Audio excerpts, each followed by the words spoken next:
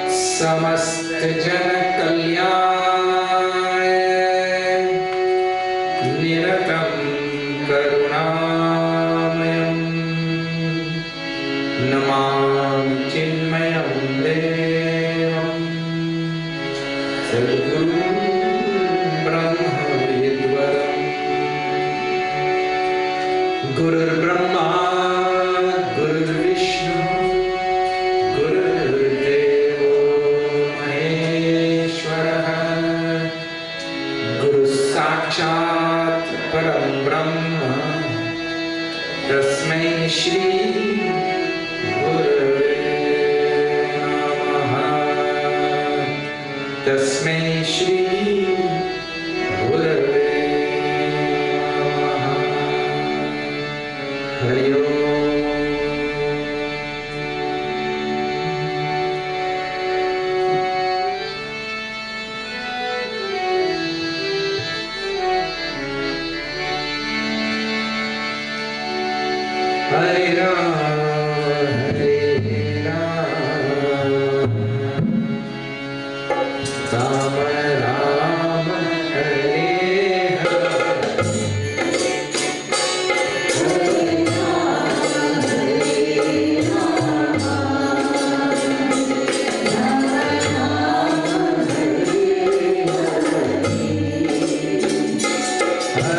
Krishna,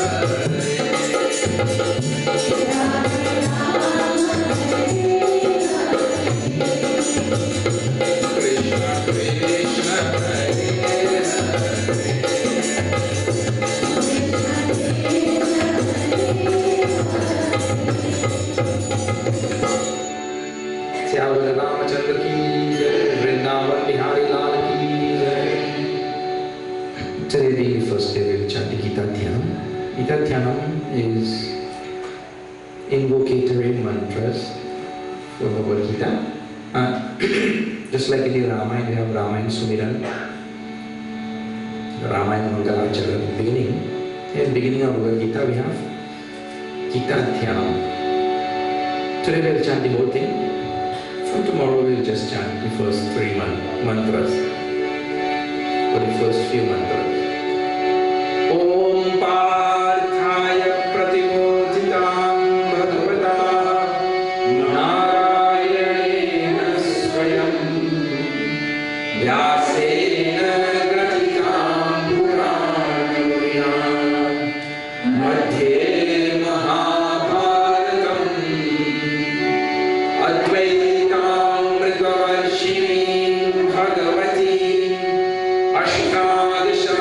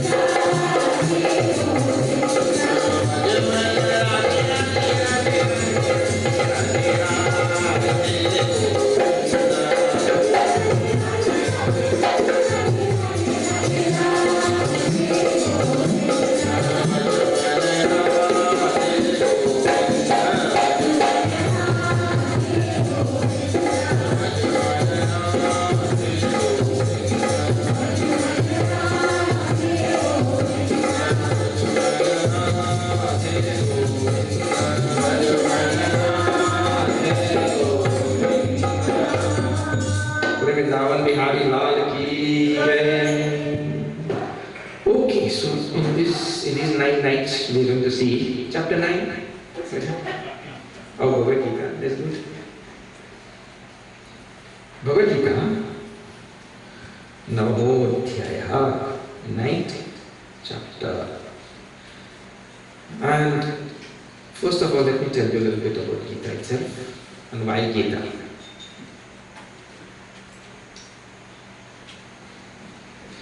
The human problem, the human being's problem, is not a problem of emotions. It is not a problem of wealth. It is not a problem of disease or any such thing. Fundamentally, a human problem is a problem of knowledge, ignorance and knowledge. Every problem is linked to this problem of knowledge and ignorance. We are smitten by ignorance. There are so many things which we... I'll give you a simple example. Look here. Every day we see, and do a simple thing, every day I see parents who do not have knowledge about dietary matters, matters relating to diet, and proper food and eating and all of that. And they're feeding their children a whole lot of junk. All junk food, right? Now, as soon as that child reaches adolescence and grows up, and at a very young age, they start getting all sorts of lifestyle diseases. And this thing is going, look here, you just see, the number of people in hospitals is decreasing or increasing? Increasing. You think that? Medical problem, and do you know, on the earth today, there are 7 billion people living, right? And the medicine bill for the 7 billion people is higher than the food bill. For the 7 billion people living on the earth, the medicine bill is higher than the food bill. What is our condition? And that thing is becoming ignorant. The parent does not know. And let me tell you something. In this matter of not knowing also, one ought not to be guided by all the modern things that you see, because everybody has their own interest to promote. One has to be guided by Ayurveda. That Veda is meant for that thing. And there is no interest. Nobody, yogi doesn't have any interest in, nothing to gain from telling what is correct. And everything that we have today, it is all based on somebody's interest. So if I am selling a product, I will not tell you the product is bad. I will tell you it is good. And this rampant ignorance about the nature of the world, the nature of myself and the nature of God leads to so many problems. The human problem, please remember this, is not a problem, not any other type of problem except ignorance. And it is this ignorance which leads to the other problem. And if the person has knowledge from Ayurveda about proper lifestyle habits and all of such things, and the person can see exactly what causes what causes what effect, and the person has all of this knowledge, then all these diseases also will go away.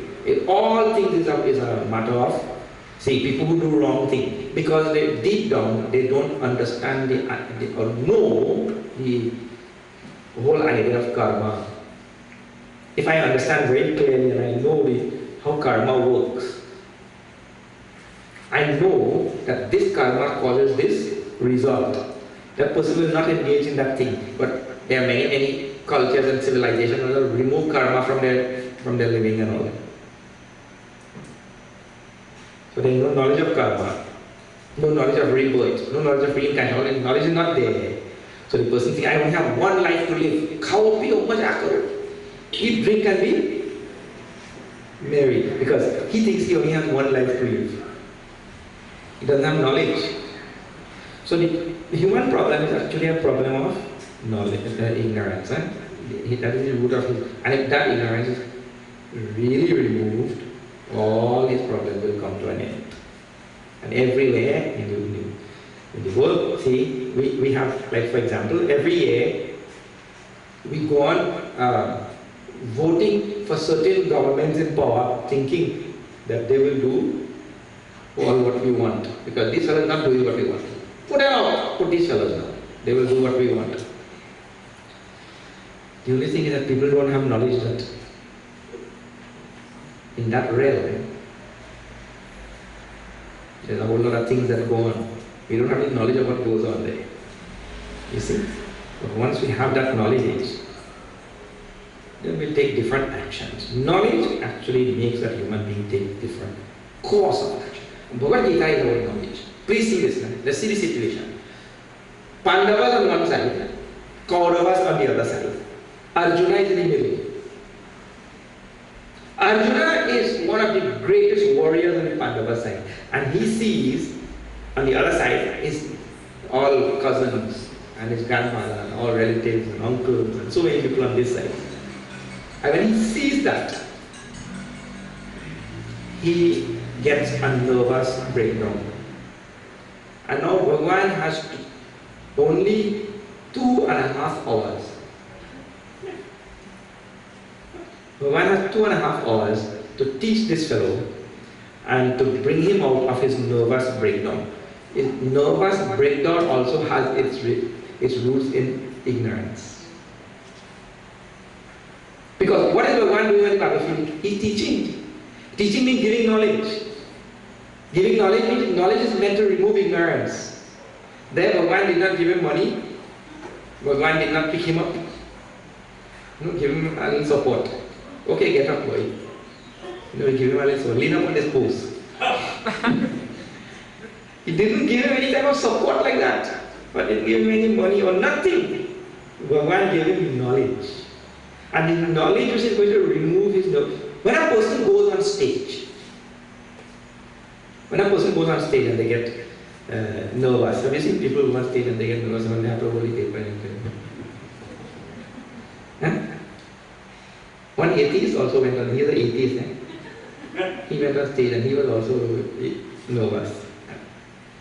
And he gave his speech, in his nervousness he gave his speech. When he came back down, somebody asked, how did it go? He said, by the grace of God, it went well.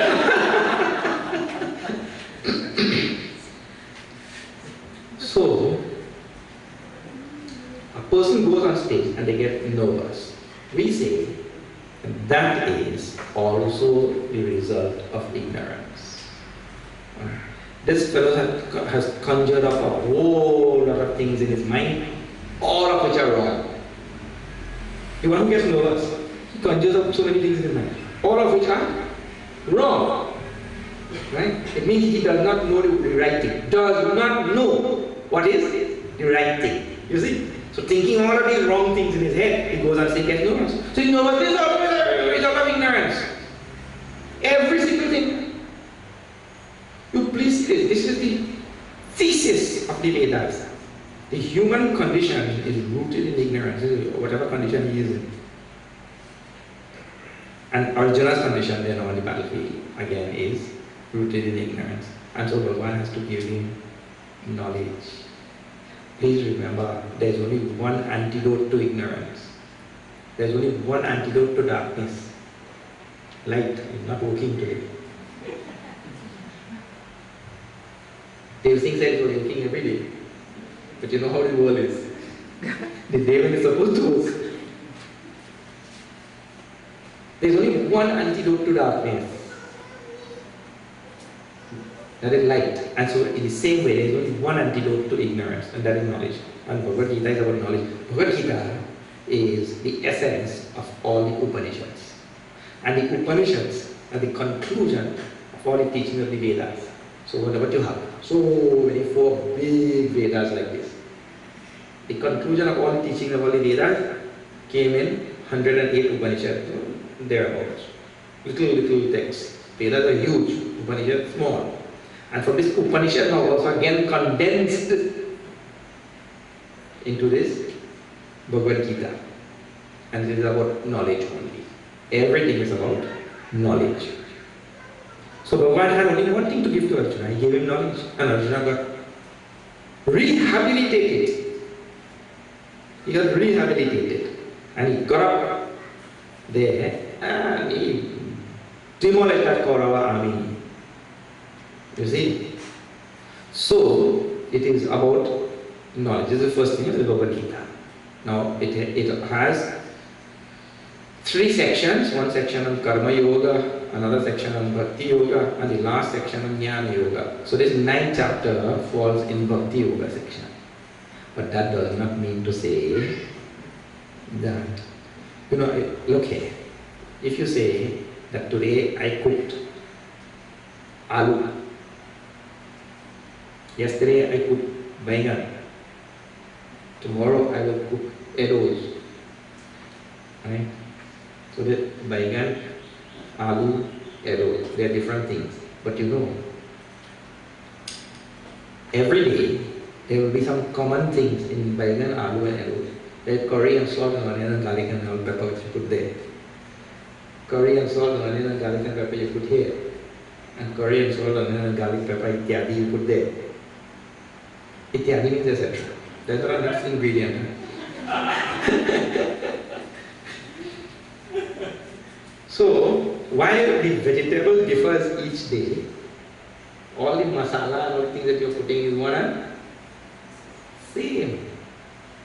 So, while we have Karma Yoga and Bhakti Yoga and Jnana Yoga going on in this Bhagavad Gītā, we have knowledge of Karma Yoga, knowledge of Bhakti Yoga, knowledge of Jnana Yoga. You have knowledge which is going constantly from beginning to end, because that is all Bhagavan can give. What did he give in the battlefield?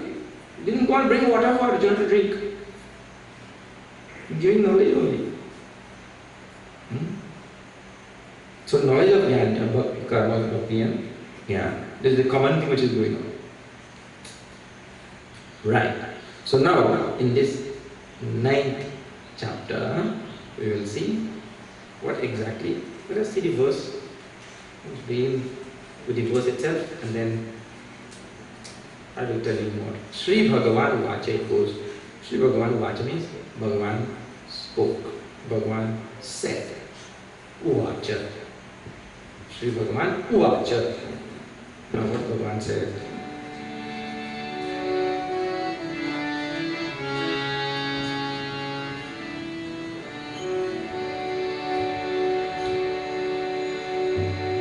Hare Krishna, Krishna Krishna, Hare Hare.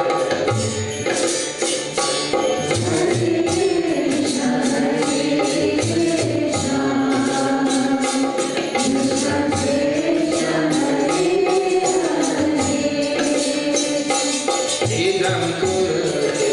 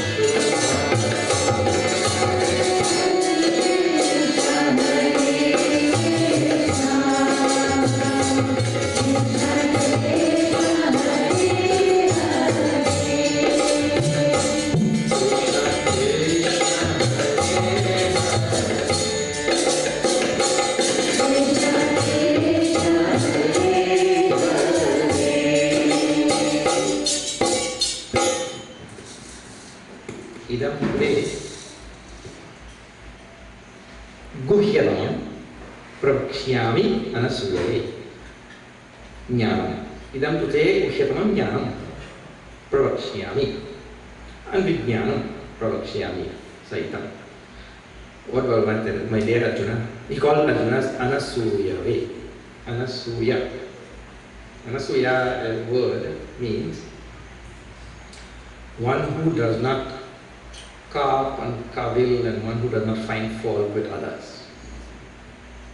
Look here, we are not saying that others may not have fault, you know. The scripture doesn't say people don't have fault. In fact, the scripture many places call many people murkha, lose that. But let the scriptures, if I don't find fault with other people, that is going to bring something good to me. This person, let him do what it, because everybody in this world, they are acting on their own karma or not. They are acting by their own swabhava and karma. What they have practiced over a long period of time, what I have done doesn't makes my personality, and that personality acts in a particular way. And you could do anything about it. You could change the personality of anybody in this world. You don't ever think that this is possible. You cannot change the personality of the person closest to you, your own spouse or children. You can change their personality or what? No. We cannot change the personality of the closest person to us.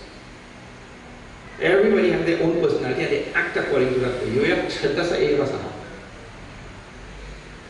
As is a person's faith, so he is. What means what he has counted on and what he has relied on and what he has built his personality on and all of that sort of thing. And he acts like that only. You can't change anything. So the best thing now, look, don't find fault. That is the way the person is. And if I don't find fault with the other people, they may do wrong thing or right thing or whatever they do and they will face the consequences and all that, and that has nothing to do with me. I don't find fault with anybody. That makes my personality very, very sweet and wonderful and soothing. That makes my personality like that. And such a personality is ready for jnana, ready for knowledge. You see that. Suppose the teacher is teaching something in class, right? And you're understanding very nicely. The teacher is teaching some mathematics and you're understanding very nicely. Then some message comes. Your father died. You could follow anything else which is going on in our board thereafter. How you follow? Your mind became disturbed. If your mind becomes disturbed, whatever is being taught there, that you cannot follow anymore. So, in order to follow what is going on, the knowledge which is being disseminated by the teacher on the board, your mind has to be calm, peaceful, isn't it? And so therefore the scripture goes on talking about all the great qualities that we are supposed to develop one by one, slowly imbibe all of these great qualities and all. And through those qualities, the mind develops a conducive nature for knowledge, a nature conducive to knowledge. And if that mind doesn't develop that, we read the scripture, we chant and all that kind of thing. In Delhi Zoo, I saw a parrot chanting Sanskrit. But the parrot doesn't get moksha there. The parrot can chant Sanskrit. So the chanting and the studying of scriptures and the studying of all the principles and ideas therein requires also that the right type of mind must be there. That thing sinks in and permeates the personality, whatever is taught in the scriptures. And great peace and tranquility comes. So what is required is we develop all of these simple qualities which the scriptures talk about. So here, finding fault. Hey, people do what they do, let them do. What do you do? You can't do. Anybody? Mahatma Gandhi was the greatest man in the last century. He came and lived on this earth and did so many things. And anything changed in the earth? You tell? Crime became less? Drugs became less? Corruption became less? No. Don't think that the things which are there in this world, you can make any dramatic change. You can make a dramatic change in your own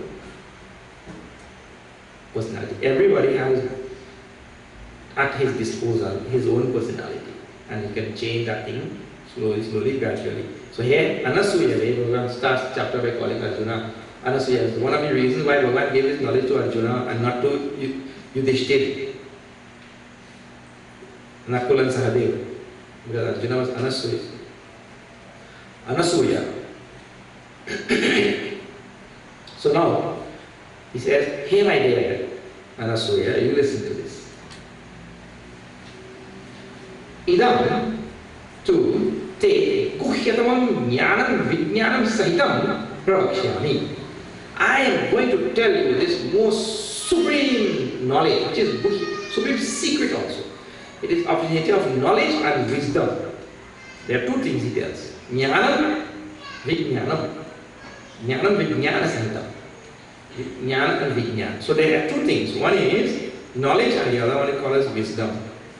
It is in simple language, or sometimes in knowledge and experience, I'm going to give to you. So to know something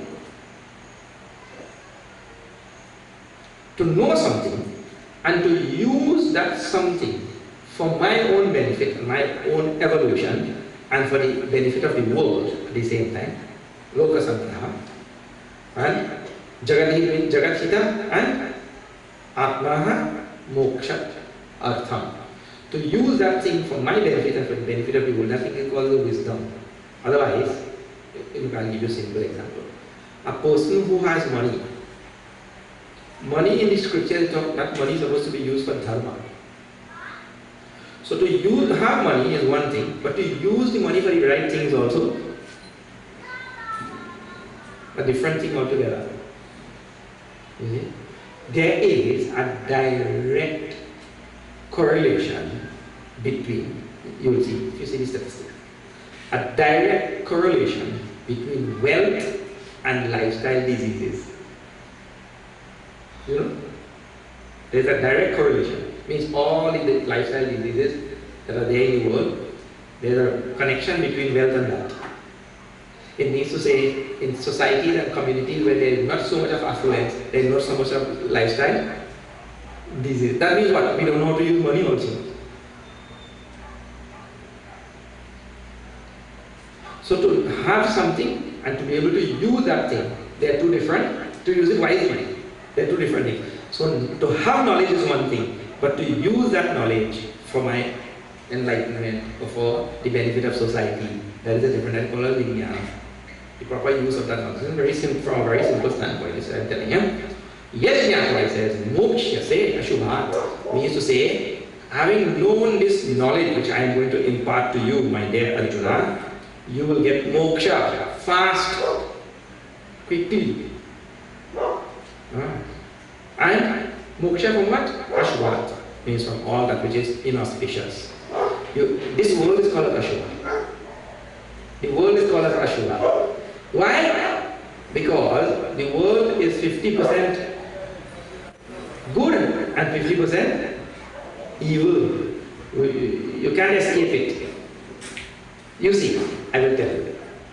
In the world, there will be hot and cold. There will be health and disease. You please tell me if you could avoid any one of them. Anybody can avoid disease? In this world, there will be rich and poor. And no matter which country, the richest country in the world, the country which has the highest income per capita in the world is America perhaps. And even there also, they have street, what do you call it? Vagrants. Trinidad, vagrants. They might have some European country like Norway and all because they have higher income per capita. But anyway, in our Western Hemisphere, let us say that. And then, no matter the richest country, they have vagrants walking about, homeless people, street people. Then, this world must have this pair of opposite.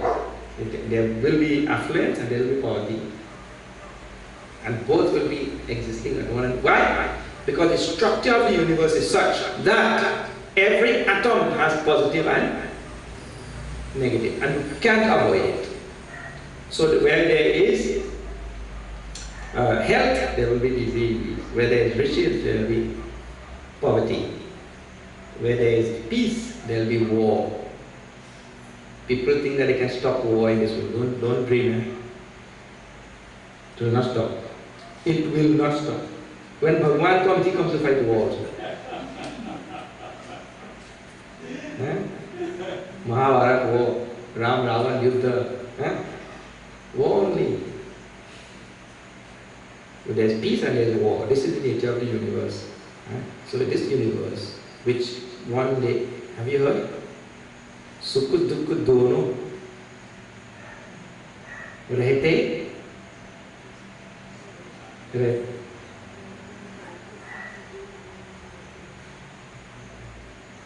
Sukh dukh dono rehte mein jeevan hai, kabhi dukh to kabhi chham. There's a symbolic meaning, kabhi dukh to kabhi chham. Dukh means sun, bright, chham means shade. So there's sun and shade. So the line starts with that symbolic teaching. It means to say there is brightness and darkness. So the whole world is structured like this. Some people crying, some people laughing. Here, one place a funeral, another place a party. Isn't it? Pizza party. Pizza cow. Eat pizza. You see? So this is how the world is. And that world is, that's the structure and nature of the world, and you can't do anything about it. So now, this problem, why do you call it Ashubha now? Inauspicious. It is for this reason. Human beings only want the positive side. He doesn't want the negative. Anybody wants? You see, when you fall down and break your leg, do you say, okay, that was quite good, you know. Let me go back tomorrow and break the other leg. Anybody says? Let me go back tomorrow and break the other leg. No. We only want the positive side of the universe and we don't want the other side. You know one other peculiar thing about the positive and negative side? Look here. There is sukha and dukkha, joy and sorrow. This is what the world is. People only want joy, nobody wants sorrow. But look at the ironic thing about the world now. The joys, they only last for 2 minutes. And the sorrows, they last. Then when you said 50%, then in the beginning I told 50-50 now. I'll explain that to you later. But see the ironic thing I'm telling you. Suppose the joy in the world, suppose you like doubles, or baigani, kachori, papori, and you go daily. Right? So you eat one double, one baigani, one kachori, one sahina, one pakora, whatever is sold there, you eat one. After you finish, what happened? You want second one? Means after you want all of these things. No. And how long it lasts? You eat one in a minute. So your joy in the way will last 5 minutes. And you wash it down with something else. Coke, right? Your joy in the way can only last 5 minutes. So that's sukha. Suppose dukkha. Suppose you have some arthritis in your knee. How long it will last? The pain. That keeps going on. You take that pain to the grave, to the tomb. And this fellow is so good, he becomes very generous when he has pain also. He shares it with all and sundry. His sorrow. So, the nature of the world is, yes, there's 50% joy and 50% sorrow. But we see the joys, they last 2 minutes and 5 minutes, and the sorrows last. You cannot enjoy anything for more than 5 minutes, you think? Suppose you like jalebi, eat jalebi, how long you eat?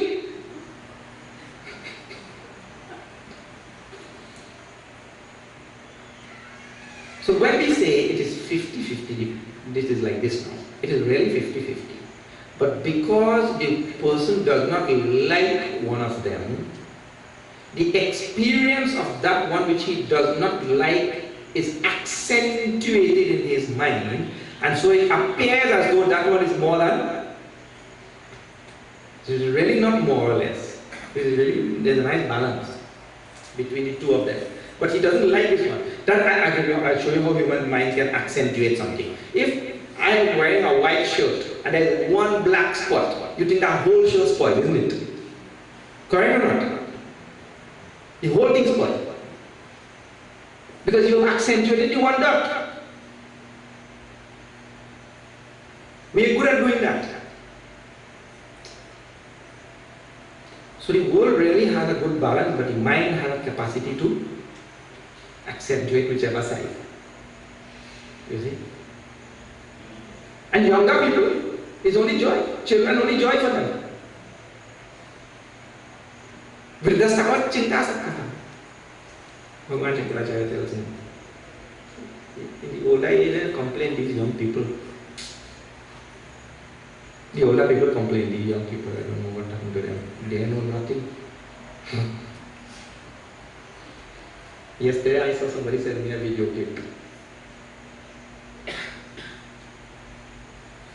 Ellen DeGeneres, you know? She pulled out a clock. A youngster, teenager, somebody there. What is this? She asked. What is this? The girl, that is an analog clock. What time does it say? I don't know. She didn't know. Because the clock has hands and numbers, and she doesn't know the time. Because everything today is digital. When you click your phone, a digital clock comes on, isn't it? So the young generation, so the older generation, I don't know what happened to these young people.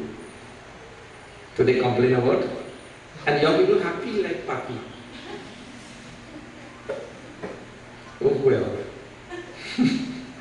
They're happy like this. So at one time there is happiness, and at the other time there is joy. That balances out very, very well. Eh? But it is called as Ashubha because the mind has the capacity to accentuate the thing which it does not like. And if it goes down that road too much, if I allow the mind to go down that road too much, it will accentuate every negative thing in this world.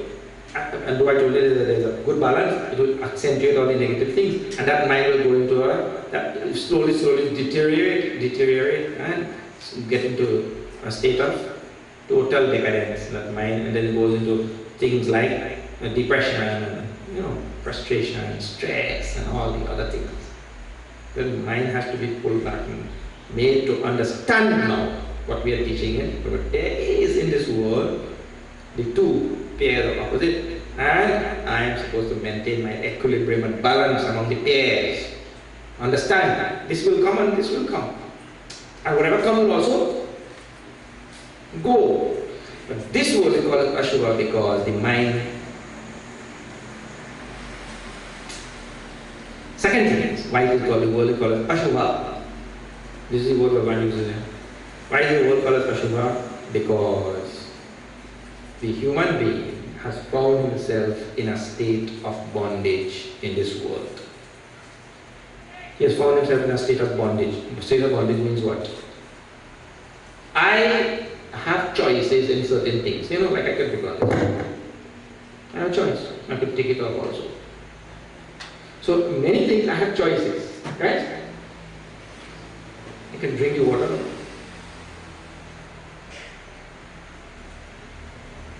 But the most important things, I don't have choice. The things that really matter, and that is a source of my sorrow also. The things that matter, I don't have choice. Like for example, I don't have a choice to say, my whole life I will have no sorrow. My whole life I will have no disease. My whole life I will be rich. My whole life I will live 125 years. You have choice when you will live or die or what? We don't have choice. When the time comes, Yamaraj waiting. When the time comes, Yamaraj waiting. You can tell Yamaraj, oh, give me a little blind. You ask them, that's about blind. It doesn't work. Your mind doesn't know that word. That word is not there in his vocabulary. Blind. There's a Trini word. That word is not there in anybody's vocabulary except Trini. So, in the most important things in life, I really do not have a choice. I will be subjected to the vagaries of a worldly existence, whether I like it or not. And for example, you were born here, right? You were born in this place. Well, you had a choice for what? You put in an application. You fill out a form online. To be born here, see, born in this color, this nation, this race, this speaking this language, born in this part of the country. There's some people born not in Carolina. Some people born south of Carolina. And people who born north of Carolina don't know what's going on. It's south. Things like that. You didn't put in an application, you found yourself there. So in matter of birth and death, we don't have choice, and disease and sorrow and so many things. You cannot say, next life I want to be born rich. Next life I want to be born poor. Because, with poor no headache. Whatever you like, you can't say.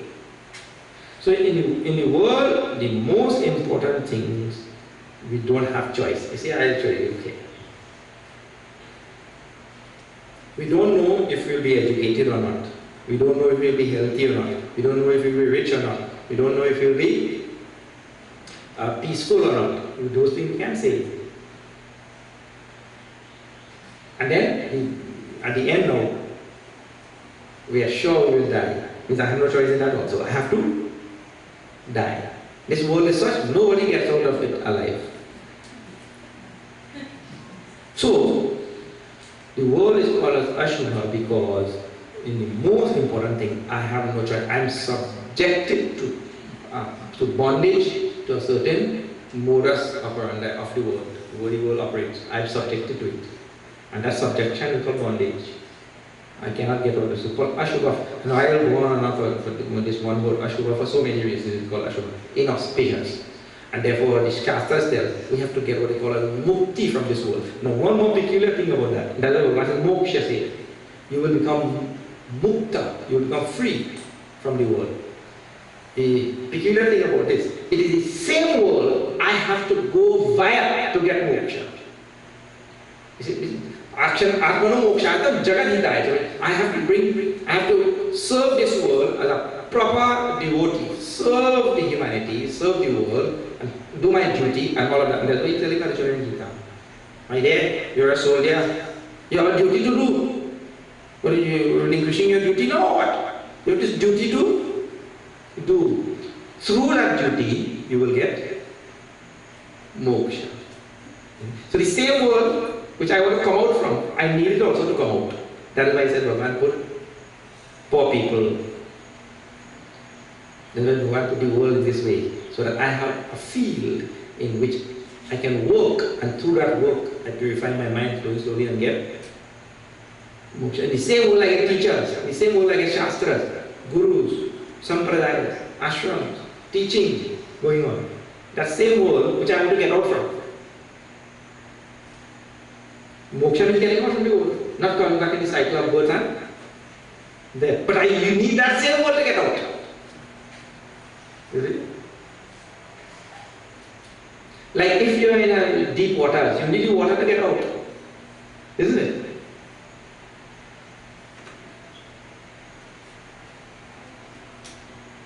Through the water only you get out. But you have to learn to swim. If you don't learn to swim, then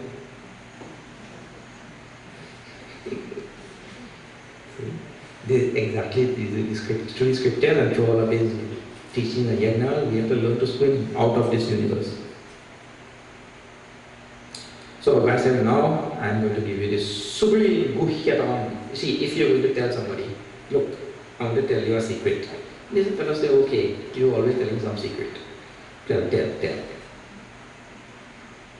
If you tell him, I want to tell you the most important secret. But that does something, isn't it? I tell you the most important secret. Nobody in the world knows this thing except me.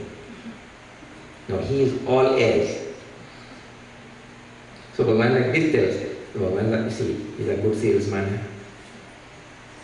He does not tell Arjuna, or just come, let me tell you a secret. Who want to listen? Come, let me tell you the most potent and most important secret in the universe. Like that. That kind of tone, production, I'm going to tell. And along with jnana, I'm going to give you also vijnana. Now, with knowledge and wisdom. Rajavidya Rajaguhyam Pavitram Idam Uttam. It tells in the next verse, this is verse number 2. Let us see.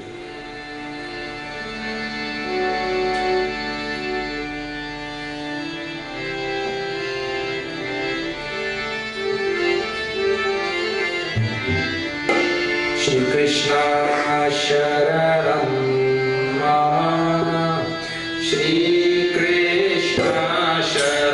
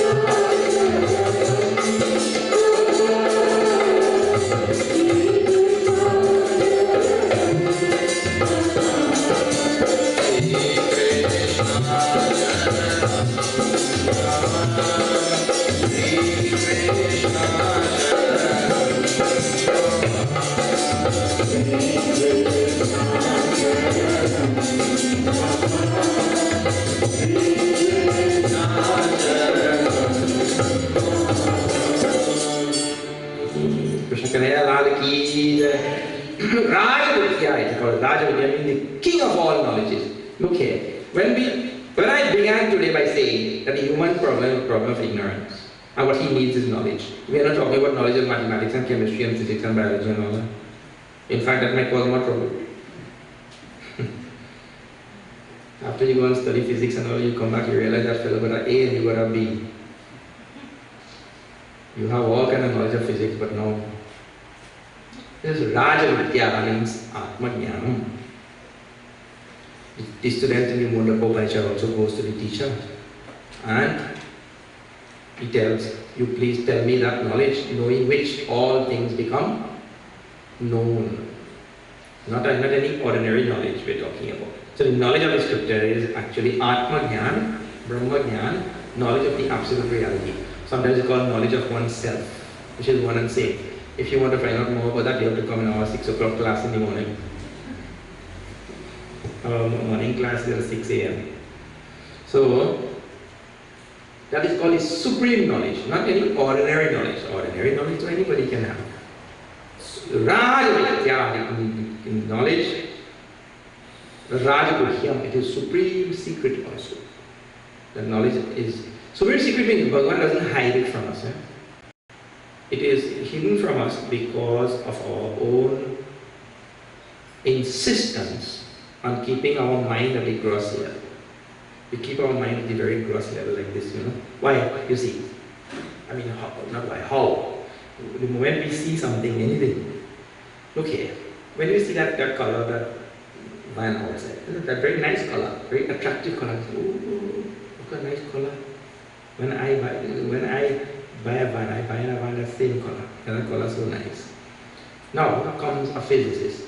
The physicist looks at that color and he says, oh, see what the nature of that paint is, that when the white light falls on it, it absorbs all the other rays, but it only reflects this particular ray. What a unique type of paint. Now wait, he's understanding that color at a different level, isn't it? These rays are reflected, the other rays are absorbed by the vehicle, by that paint, and then therefore I'm seeing this color. So he understands the color at a different level. We understand it, oh, it's so nice. Right? Isn't it? No, look at that. The color so nice. I'm better going to paint my car like that color. Immediately he starts thinking. He calls the paint shop. But he asks, how much will this type, now what type of paint is this? How much will it cost? And he asked that fellow in the body shop there. How much will you charge to paint this color? Now see how many things he goes into. This is keeping the mind at a very, very gross level. He couldn't care less about rays that are absorbed, waves that, like rays that are absorbed and that are reflected, and the deeper physics of this. And don't tell anything about this thing. You just tell me how to get my car the same color. So the whole world lives at this level. Gross. And this truth is at the subtler level. And since it is at the subtler level, it is called as Guhyatama. It is supreme secret. It is not that anybody put it there deliberately. It is that the world is made up of gross and subtle. And if I keep my mind only at the gross level, only at the worldly superficial level, at that gross level, well then, this thing will always be a secret to me. It will be a deep secret. So from that standpoint, it is a supreme secret. This is knowledge of the Atma itself, Paramatma, Brahman, the reality, the absolute, whatever name you want to call. That knowledge is a supreme secret because of its subtlety. And because the world has gross things and subtle things. People pay attention to gross things, not to subtle things, so that remains a secret. That is the idea. Pavitra Midam Uttamam, and it's supremely purifying also. This knowledge, if I get, Bhagavan says, once I acquire this knowledge, all impurities go away. Impurities go away because the final impurity is this fundamental impurity of a human being's mind is ignorance. I started by telling that. So this knowledge removes that ignorance. So therefore knowledge is pavitram. Uttamam pavitram means it's supremely purifying because it removes the final, the last and final cause of all human beings, bondage and sorrow. That knowledge, pravakshyami, Pravakshyami, I'm going to tell you, oh my dear Arjuna, in the first verse, that Pratyaksha dharmyam susukham kartum apyayam. This knowledge is eternal, is also dharmyam. Dharmyam is supreme dharma. It is one's own self. We'll see more of it. It is also sukham, easy to obtain. Alright, I will stop there today and we will continue with this teaching tomorrow. Now, just quickly some announcements and then we have Aarti.